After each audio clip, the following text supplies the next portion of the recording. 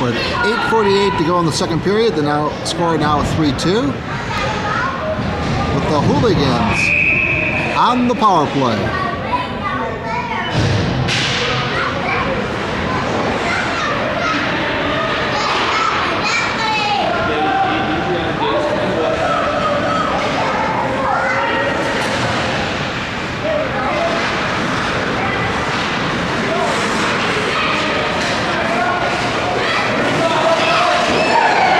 A beautiful goal by number 19. Uh-oh, there's a little ruckus going on in front of the net.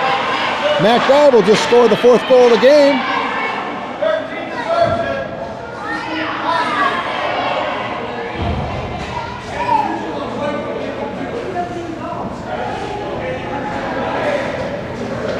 Looks like Matt's being ushered off to the penalty box.